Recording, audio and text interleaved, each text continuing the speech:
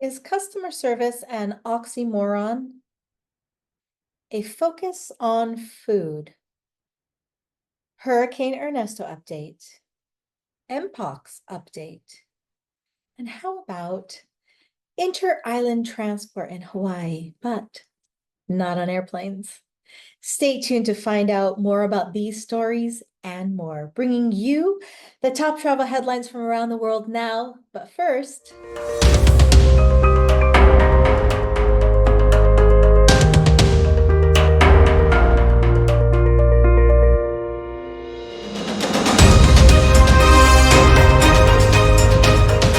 welcome to BTTravel News. I'm Kathleen, and this is your World Travel Information Channel, giving you the information to help you make informed decisions so your adventures are the safest and best they can be. We also share insights into new and innovative ways to travel around the world. Now, on to the first headline. In the travel world, customer service seems to be on a downward trend. According to the U.S. Department of Transportation, or the DOT, on data on the submissions, which is complaints, inquiries, and opinions, released July this year, stated that outside of 2020, quote, the submissions about air travel in calendar year 2023 are the highest number on record, unquote. Noting more than 10,000 more complaints this year than last, which is surprising since, quote, 2023, the flight cancellation rate in the US was a record low at under 1.2%, the lowest rate of flight cancellations in over 10 years, despite a record amount of air travel, unquote. And according to the Q2 24, the American Customer Satisfaction Index, or ACSI, customer satisfaction is down in the second quarter of 2024, making the ACSI score of 77.9%, or the equivalent of about a C plus in school. Not very promising. And even though ACSI states that, quote, even though there has been a large increase in customer satisfaction over the past 2 years, it's not much higher now than it was in 2013, more than 10 years ago, unquote. And although the main suggested factor for causing unsatisfied customers is that being rising customer expectations, ACSI states that that is not one of them. These are some of the benchmarks used by ACSI to measure customer travel in the service industry.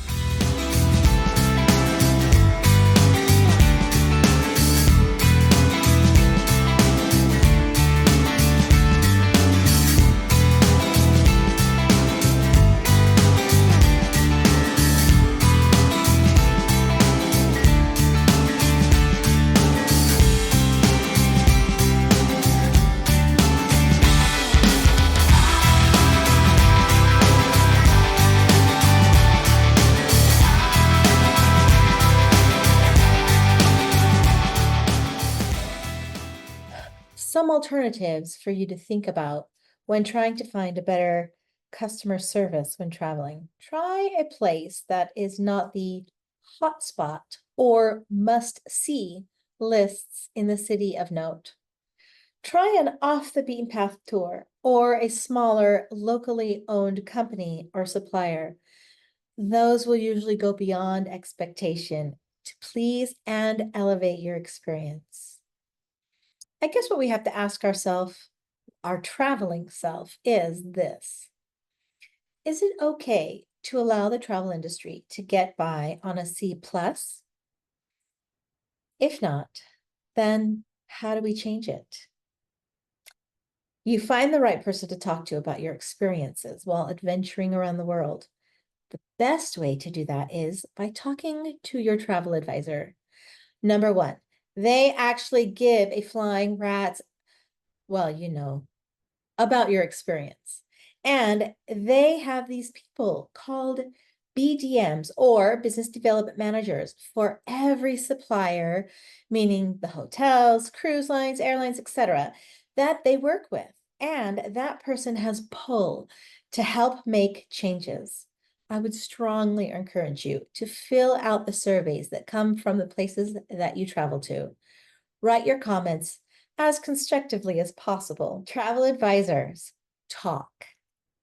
If one of their clients has had a bad experience, you can be guaranteed that your travel advisor will be putting that bad experience on their chat boards and groups, and travel advisors listen to travel advisors, thus not booking their own clients with that same supplier that enabled a bad experience for you.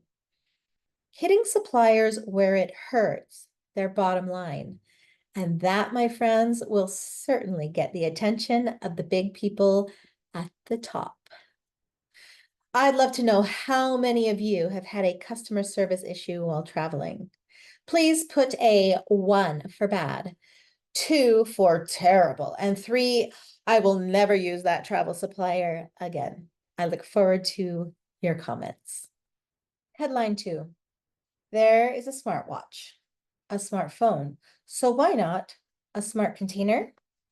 MSC is partnering with sister companies MSC Cruises and Explora Journeys to provide the freshest of food delivered to their cruise ships.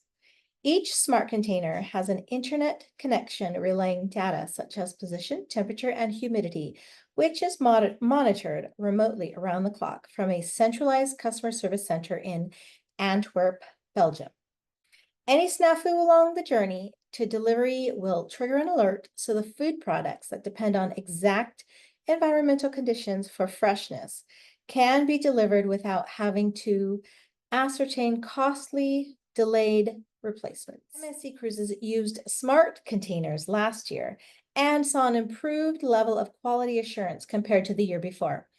Paolo Raya, managing director at MSC Procurement and Logistics, said, quote, "The use of smart containers has made a significant impact on the supply of food, especially in markets where it is a challenge to source and acquire all of the products locally, and we can change the parameters in transit if required to deliver with absolute confidence the freshest and finest food for our guests," unquote. Cunard has announced that 2 Michelin star chef Michel Roux will return to Norway in 2025 for the Norwegian Fjords with Michel Roux, another exclusive series of La Gavroche residencies. Queen Mary 2 will host the first 5-night takeover with La Gavroche, the La Veranda aboard the world's only ocean liner for her 7-night round-trip fjords, sailing on the 6th of April of 2025, and again on the 15th of August. Michel will host a residency aboard Queen Anne Le Gavroche at Sir Samuel's for her fjords voyage on the 11th of May next year, completing his quartet of La Gavroche residencies on board Queen Anne from 31 August 2025. A few noteworthy items here. Le Gavroche at Sea reservations will be an additional charge for guests, with venue takeovers catering for up to 60 diners in the Veranda and up to 50 diners in Sir Samuel's. Another elevation to the La Gavroche residencies, fresh oysters at the Champagne Bar at Queen Mary 2 and Corinthia Lounge in Queen Anne will be serving exquisite Norwegian seafood every night of their respective voyages, available by walk-in only. Michel will also host a live cooking demonstration in the Royal Court Theatre, as well as appear as an insight speaker. Now, not to be left out, Alaska Airlines will be redefining its first-class dining experience. Brandon Jew, an acclaimed chef and owner of San Francisco's Michelin star Mr. Jou's restaurant, will bring an exclusive menu to our guests seated in first class between San Francisco International Airport, or SFO, and New York's John F. Kennedy International Airport, or JFK. Guests will be able to pre-order from the special menu, which features a series of Chef Jou's signature dishes. Chef Jou, who is known for blending local and seasonal produce from the San Francisco Bay Area with classic Chinese techniques and flavors, assures guests that the same food sources used in the restaurant will be used on board Alaska Air. Here's a look at the current crafted menu.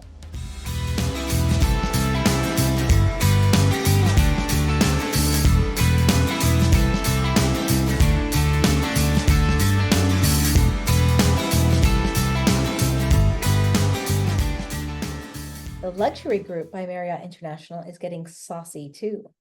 Introducing Luxury Group Dining Series, a multi-city regional dining experience from September to November of this year will feature 6 hotels, including the Ritz-Carlton, Tokyo, the St. Regis Bali, the Ritz-Carlton, Melbourne, the Athene Hotel, a luxury collection hotel, Bangkok, the St. Regis Mumbai, and JW Marriott Hotel, Singapore, South Beach. Each will feature their own take on the freshest of local and heritage foods, taking on, think matcha-themed brunch, garden afternoon tea, a Balinese beachside barbecue, mixology classes, live performances to highlight the cultures, or a patisserie masterclass. Headline 3. Ernesto regained Category 1 hurricane strength with 80-mile-per-hour sustained winds Sunday as it headed toward Atlantic Canada. Saturday and Sunday, Ernesto ravaged through Bermuda, leaving in its wake thousands without power and water supply issues. Although still hundreds of miles from the coastline of Florida, all the way up through Maine, deadly rip currents are still a threat today. The Canadian Hurricane Center issued hurricane force wind warnings for the Canadian offshore waters of Laurentian Fan and the southwestern Grand Banks for today. The storm is expected to pass near Newfoundland, Canada, late today or early Tuesday, but will not approach the United States, said the Hurricane Center. Let's not forget those who are still dealing with the aftermath of the destruction from the Virgin Islands to Puerto Rico to Bahamas and Bermuda. Taking us to headline 4. The county of Maui, which includes all 3 islands, is exploring the idea of launching its own inter-island ferry service. The idea is that this will operate like a bus system. The ferry would offer Lanai and Molokai residents reliable transportation to and from Maui. It would also give visitors more accessibility to explore beyond Maui, especially Molokai, where a plane is the only option right now. Right now, Expeditions Maui Lanai passenger ferry offers 3 daily round trips between Lanai and Maui, but the business suffered losses due to the Lahaina fire and is up for sale. Maui County Department of Transportation wants to conduct a study to examine infrastructure, permitting requirements, and costs to operate a ferry service. They will make final recommendations before the County Council in February of 2025. On top of being a lifeline for residents in these areas, it will serve as another form of transportation for travelers. The proposed public ferry system would travel between the islands of Maui, Molokai, and Lanai. Headline 5. Here's a quick update on the Mpox in the Democratic Republic of Congo. The United States will provide the first vaccine doses to address Mpox outbreak next week, the country's health minister said. Japan has also stated that they would be shipping vaccines, but no date has been set for that delivery. 96% of all cases and deaths have been in the Congo. Scientists are also concerned by a new version of Mpox in Congo that might be more easily transmitted. Unlike in previous Mpox outbreaks, where lesions were mostly seen on the chest, hands, and feet, the new form causes milder symptoms and lesions on the genitals, making it harder to detect. WHO, World Health Organization, has said Mpox was recently identified in the countries of Burundi, Kenya, Rwanda, and Uganda. As always, use caution when traveling in these areas. Get vaccinated if you can, and stay updated using reliable sources. Well, that's it this time. Thank you for joining us. Make sure you subscribe and turn on that notification bell to stay in the loop of what's happening in the world of travel. Ta-ta for now. Wishing you safe travels and great adventures ahead.